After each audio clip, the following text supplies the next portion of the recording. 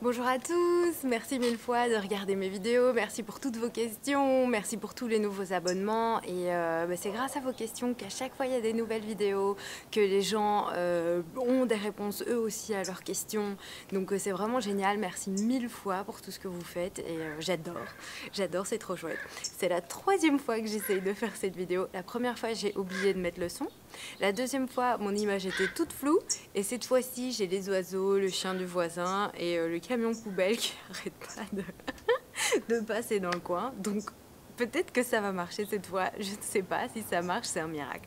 Bref, cette vidéo est à propos de comment commencer une carrière à Hollywood, à Los Angeles. Merci Thibaut pour ta question. Alors Thibaut, la première chose je pense quand on part habiter dans un autre pays, c'est de parler la langue parfaitement, ce que je n'ai fait pas encore, et qui est très difficile au plus tard. On décide de commencer évidemment parce qu'on sait bien tous que les langues c'est plus facile quand on est tout petit. Si vous avez envie d'avoir une carrière aux États-Unis, je vous recommande de devenir un passionné des accents et d'avoir le meilleur anglais américain possible. Parce qu'évidemment, les Américains écrivent des histoires à propos de la culture américaine, à propos de ce qui se passe ici dans le pays. Et donc, souvent, les gens dans les films américains sont américains, 100%, n'ont pas d'accent. Donc si vous voulez avoir accès à beaucoup plus de rôles, ce serait un peu comme un acteur, même en France, dans n'importe quel pays, qui aurait un bégaiement. Il pourrait être acteur, évidemment, mais ce serait un peu dommage qu'il puisse se limiter qu'à jouer des personnages qui ont un bégaiement. Tandis que s'il passe son bégaiement, alors il peut peut-être jouer d'autres personnages aussi. Donc voilà, ce serait vraiment chouette, à mon avis, pour vous, d'apprendre l'anglais le mieux possible, en plus aussi quand vous déménagez dans un autre pays. Et c'est marrant parce que je parlais de ça avec un acteur qui a déménagé ici il n'y a pas longtemps aussi.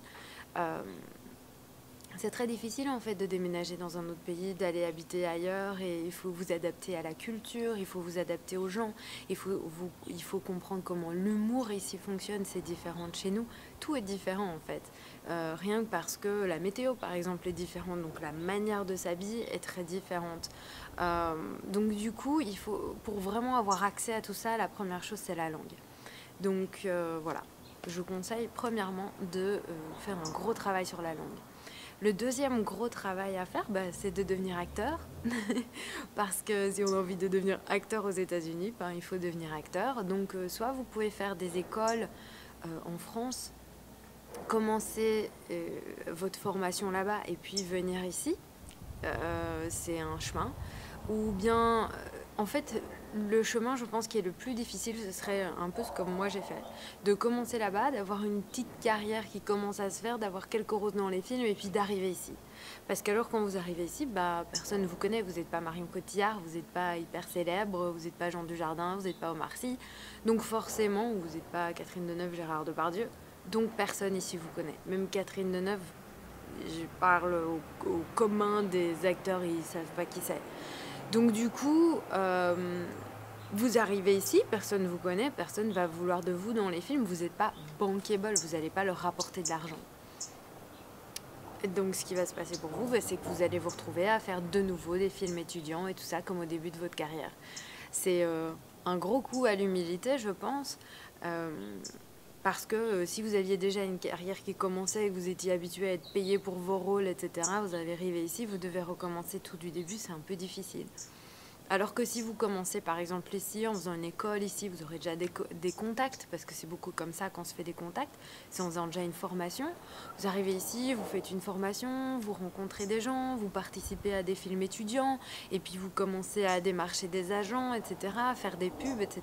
Et là, votre carrière commence vraiment à un endroit. Ou bien, vous faites votre carrière en France jusqu'à ce que vous soyez un peu connu, enfin même très connu. Et quand vous êtes très connu, genre Kev Adams ou quoi, vous arrivez ici, mais là on parle de gens qui ont déjà fait des têtes d'affiche et tout, et c'est déjà difficile dans votre pays à vous, quoi. Donc voilà, c'est très très rare, à part pour des films plutôt indépendants, des films d'auteur, etc., d'avoir quelqu'un qui n'a jamais rien fait avant, qui va être le personnage principal d'un film. Ça arrive, les frères Dardenne ont fait ça beaucoup, c'est très rare.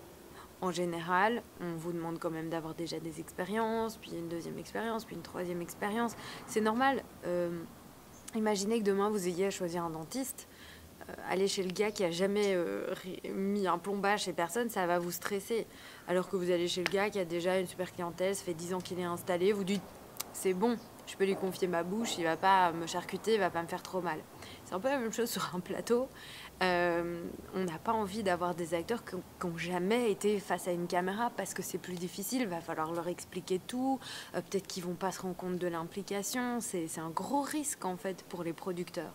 Les producteurs, c'est ceux qui mettent l'argent dans le film, donc ils veulent pas prendre des trop gros risques, donc ils préfèrent avoir des acteurs qui ont déjà quand même un peu bossé avant de les mettre des gros rôles, des séries, des choses comme ça. C'est pour ça qu'ici aux États-Unis, donc pour en revenir à la carrière aux États-Unis, quand vous commencez et que vous essayez d'avoir un agent, ben on va vous faire des tout petits rôles, les rôles de costard, où vous arrivez dans une série, dans un épisode de Grey's Anatomy. J'adore Grey's Anatomy, donc je vais prendre comme truc.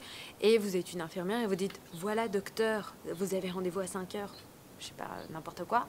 Et c'est tout ce que vous dites. Et vous êtes payé pour une journée, pour un épisode. Eux, en général, ils tournent un épisode, je sais pas, sur 2 semaines, quelque chose comme ça. Et vous avez une journée. Donc, voilà, c'est un petit peu comme ça que ça se passe. Maintenant, si vous voulez travailler aussi aux États-Unis, il y a le système des unions.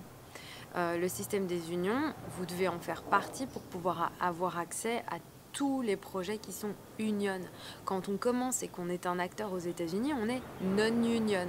Sauf si on est un Kev Adams et une Marion Cotillard et qu'on arrive ici et qu'on dit « Je suis dans des gros... » Ah, revoilà le camion poubelle. Je suis dans des gros films et comme je suis dans des gros films, je suis bankable. Si vous me prenez dans un gros film, je vais vous rapporter de l'argent. Donc il a une valeur plus grosse que vous qui n'avez été dans rien du tout, d'accord? Donc lui, on va le mettre directement dans l'union, on va se dire, lui, il peut déjà faire des gros films et des gros réalisateurs vont être intéressés de travailler avec lui. C'est même pas encore tout à fait vrai, hein.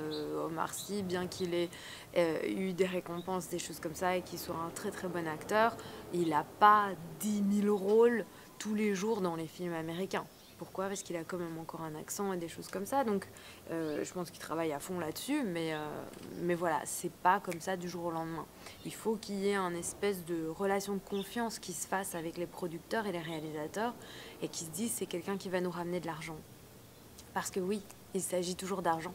Je sais que quand on commence, on fait ce métier en se disant oh, « Génial, j'adore, je suis passionnée, les gros rôles, les machins, les trucs, les émotions. » Malheureusement, ou heureusement, ou je sais pas, c'est comme ça en tout cas, on est dans un business, on est dans un show business. Et donc il faut bien comprendre que c'est quand même un peu toujours des relations de produits et d'argent. Et que vous, votre outil, votre corps, vous, votre personnalité en tant qu'acteur, c'est un produit d'un film. Vous êtes dans un film, vous êtes une des parties du film. Et parfois, si vous êtes un grand acteur, ça repose sur vous, le prix du film. Donc voilà, les gens vont aller voir parce qu'ils se disent « Oh, trop chouette, j'ai envie de voir le dernier avec Gérard Depardieu ». Et voilà, et donc du coup, les producteurs mettent plus d'argent en se disant il y aura beaucoup de spectateurs qui vont aller, c'est avec Gérard Depardieu. Ça, c'est quelque chose à bien comprendre. C'est pour ça que c'est important de bien travailler sur ces relations de confiance avec les gens, d'avoir des relations de qualité, des belles relations, pour que les gens sachent que voilà, vous n'allez pas les laisser tomber, vous allez les soutenir dans leurs projets, des choses comme ça. Pas pour être faux cul, pas du tout comme ça, mais simplement pour... voilà, on a envie de savoir, de connaître un peu les gens avec qui on veut travailler, quoi. Donc je pense que ça, c'est assez important. Voilà. Bon, si vous voulez en savoir un petit peu plus sur les unions aux États-Unis, donc la SAG-AFTRA, SAG-AFTRA, je vais faire une autre vidéo à propos des unions. Ça va pas trop faire trop de trucs dans une vidéo. Voilà donc pour travailler aux États-Unis, je pense le début, c'est donc d'avoir un super accent américain, de se décider si on veut venir faire des écoles ici et puis de se construire des très bonnes relations dès le départ et d'avoir beaucoup d'humilité pour commencer au petit et puis grandir comme ça. Parce que finalement, c'est quand même une carrière que vous avez envie de faire, c'est pas juste un truc. Donc, faut pas penser directement oh, je veux être la grande star du grand film, machin, même si on en rêve tous. Mais je pense que c'est important de se dire ah, bah, c'est quelque chose que je vais faire toute ma vie, donc je vais construire, et c'est vraiment une carrière que vous allez construire et pas juste un truc en une fois. Voilà, merci beaucoup. Si vous avez des questions là-dessus, elles sont évidemment les bienvenues dans les commentaires. Si vous aimez ces vidéos, je vous invite à me soutenir en vous inscrivant. Et puis, je serai ravie de répondre encore à toutes vos questions et de faire plein d'autres vidéos là-dessus. J'adore. Donc voilà, salut, à bientôt.